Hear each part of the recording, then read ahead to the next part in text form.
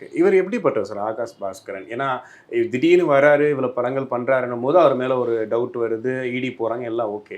But ஆனா சினிமாவுக்கு ஒரு பெரிய த்ரெட் மாரி தானே. இத்தன கோடி போட்டு படம் எடுத்து இத்தன பேர் வந்து ஒர்க் பண்ணதுக்கு அப்புறமா, படம் வந்து அது வெளியாகாதுன்னும் போது பெரிய பிரச்சனை. இவர் தனிப்பட்ட முறையில எப்படிப்பட்டவர்? அதாவது முதல்ல பார்த்தீங்கன்னா, இந்த சினிமாக்காரர்களிடம் ஒரு பழக்கம் இருக்கு. என்னன்னா, இப்ப அது வந்து எவ்வளவு பெரிய நடிகராக இருந்தாலும் சரி, அது ரஜினியா இருக்கட்டும், கமலா இருக்கட்டும், விஜயா இருக்கட்டும், அஜித்தா இருக்கட்டும். ஒரு தயாரிப்பாளர் வர்றாரு அப்படின்னா, அவருடைய பின்னணி குறித்து இவர்கள் எந்த காலத்திலயும் விசாரிக்கிறதே கிடையாது. நம்ம கேட்குற பணத்த ஒருத்தர் தராரா? ஓகே, இந்தாங்க டேட்டு. நம்ம கேட்கிறத விட அதிகம் தர்றாரா? உடனடி டேட்டு. ஓகே. இப்ப லைக்கான்னு ஒரு நிறுவனம் லண்டன்லேருந்து வர்றாங்க. அவங்க யாருன்னே உங்களுக்கு தெரியாது.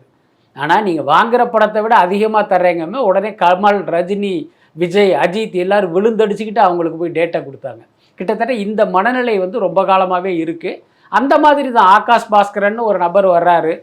டான் பிக்சர்ஸ்ன்னு ஒரு நிறுவனத்தின் மூலமாக டேட்டு கேட்குறாரு. உடனே எல்லாருமே அவங்க டேட்டு குடுக்குறாங்க. அவர் யாரு? அவருடைய பின்னணி என்னன்னு யாரும் விசாரிக்கவும் இல்ல. அவர்களுக்கு அது அவசியமும்